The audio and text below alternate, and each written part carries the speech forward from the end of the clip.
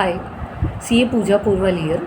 आज हम लोग बात करेंगे कि 1 अप्रैल 2026 से कुछ जो इनकम टैक्स के अंदर जो नए महत्वपूर्ण बदलाव हुए हैं जो कि कैश ट्रांजैक्शन से रिलेटेड है। हम इस तरह की बहुत सारी डे टू डे में ट्रांजैक्शंस करते हैं जहाँ पर हम लोग कैश विड्रॉ कर रहे हैं या हम लोग कैश डिपॉजिट करवाते हैं। लेकिन 1 अप्रैल 2026 से इनकम टैक्स विभाग ने स्पेसिफिक लिमिट्स जो हैं वो सेट की हैं कि आप उन लिमिट से अगर एक्सीड करते हैं तो उन केसेस के अंदर या तो पेनल्टी की प्रोविजंस हैं या फिर उसके अंदर आपको डिपार्टमेंट से नोटिस आने के चांसेस हैं। तो सबसे पहले जो लिमिट सेट की गई है वो की गई है कैश डिपॉजिट, कि हम लोग जितना cash deposit day to day में करवाते ही हैं हमारे सेविंग अकाउंट के अंदर या फिर हमारे करंट अकाउंट के अंदर, तो सेविंग बैंक अकाउंट के अंदर अगर आपने पूरे साल भर में 10 लाख से ज़्यादा का कैश डिपॉजिट करवाया है, प्लस अगर आपके पास में पैन कार्ड है तो 10 लाख तक आप डिपॉजिट करवा सकते हैं। उस पर कोई रेस्ट्रिक्शन नहीं है, आप 10 से ज़्यादा भी करवा सकते हैं।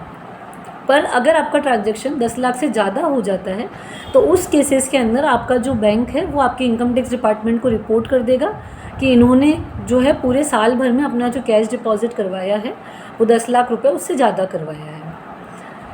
उस केसेस में इनकम टैक्स विभाग फिर ये चेक करेगा कि आपका इनकम टैक्स रिटर्न आपने उसके अकॉर्डिंग फाइल किया है या नहीं किया है, आपके AIS TIS में वो अमाउंट शो हो रहा है या नहीं हो रहा है, या फिर आपने जितने भी ट्रांजैक्शंस आपको मिले हैं या जो भी कैश डिपॉजिट आपने करवाया है वो जो था उस एक प्रॉपर चैनल या किन सोर्सेज ऑफ इनकम के थ्रू वो आया था वो वेरीफाई करेगा।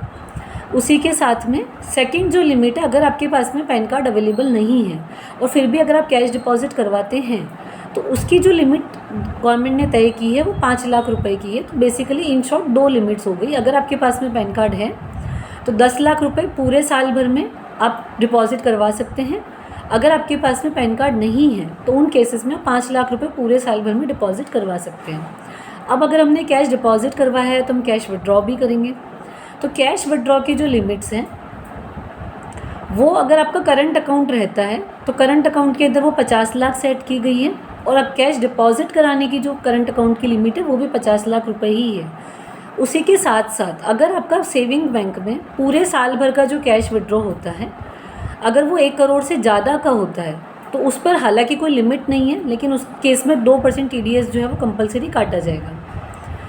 थर्ड जो आपकी लिमिट सेट की गई है वो आपकी गई है कि मान लीजिए आपने कोई प्रॉपर्टी परचेज़ कर लिया, आपने कोई प्रॉपर्टी सेल कर दी, आपको कोई प्रॉपर्टी पसंद आई, आपको ऐसा हो गया कि कैश ले लीजिए, तो वो जो लिमिट सेट की गई है वो 20,000 रुपये ही की गई है। चाहे आपको टोकन मनी मिले, चाहे आपको पूरा का पूरा सेल कंसिडरेशन मिले, या मान लीजिए कि आपको वो सेम अमाउंट रिफ़ंड करना पड़े, आपको मिल चुका है तो रिफ़ंड करने की जो लिमिट है वो भी आपकी 20,000 रुपये ही है।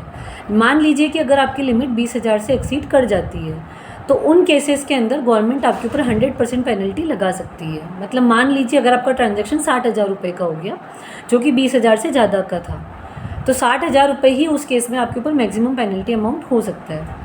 उसके अलावा मान लीजिए कि आपको किसी को लोन देना पड़ा या आपको लोन लेना पड़ा, अगर हम बिज़नेस कर रहे हैं तो लोन की रिक्वायरमेंट्स भी पड़ती हैं, तो उस केस में भी जो लिमिट सेट की गई है वो भी 20,000 रुपये ही की गई है।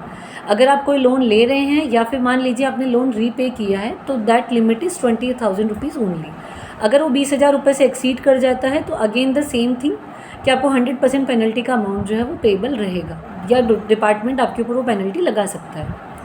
उसके अलावा अगर आप कैश सेल्स करते हैं, क्योंकि हम डे टू डे वर्किंग करते हैं, बहुत सारा हमारा कैश में होता है, बहुत सारे ट्रांजैक्शंस हमारे बैंक में होते हैं, तो कैश के अंदर अगर आपका पर डे सेल्स होता है तो पर डे जो आपकी लिमिट है वो 2 लाख रुपए आपकी सेट की गई है। अगर आपका 2 लाख रुपए से एक्सीड अगर आपका सेल होता है और अगर आपको कैश मिल रहा है तो उस केस में जो पेनल्टी का प्रोविज़न है वो 100% है।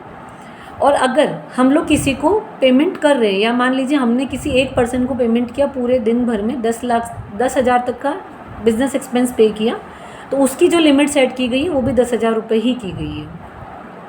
अगर आपका 10,000 से एक्सीड करता है तो अगेन आपको उस पर पेनल्टी का प्रोविज़न रहेगा।